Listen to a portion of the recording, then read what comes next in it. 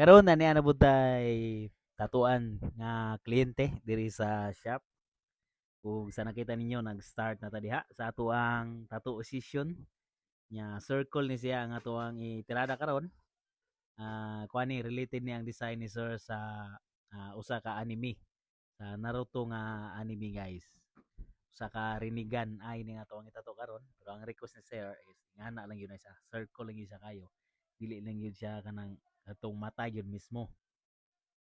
Kay mao gyud na ang iyang request sa design nga amo ang itato. O color na nga itong ibutang diha sa may center mismo sa mao nga circle. Violet nga itong ibutang diha guys. So diha nag feel na ta sa shading sa outside nga black aning mao nga circle. So nag double line ta diha then atong gi-shading. Then ang sa sulod is single line na lang gina siya no. Unya, ang ingani nga tattoo, ang circle nga design, need na nato diha nga alalay ra ta. Nihinay ra ta diha sa pag bagis kay lisod man itato kuning perfect circle no. Circle gyud na siya mismo guys, lingin gyud na siya kayo. Nag-bend lang na siya tungod sa iyahang bagtak.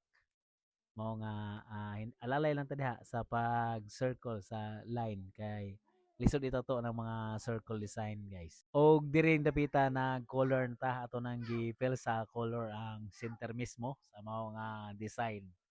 So mao na simple ra na siya nga design og nindot kitawan pod sa bagtak sa tuwang client. Pero pinaka simple lang yun sa mismo nga design. Why daghang kuti-kuti na siya guys. Mao ra gyud na sa mismo. Og tuod ay sa mga ganahan magpatato diha, pwede ra ko ninyo i-message sa akong Facebook account or sa akong Facebook page or sa akong Instagram. Pwede ra kayo mo message guys sa mga ganahan magpatato diha. Bakante ra kayo ta daghang matag slot nga available this month o sa mga mosunod nga buwan.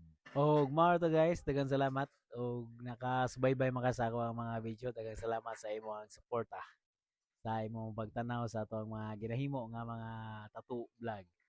Thank you so much.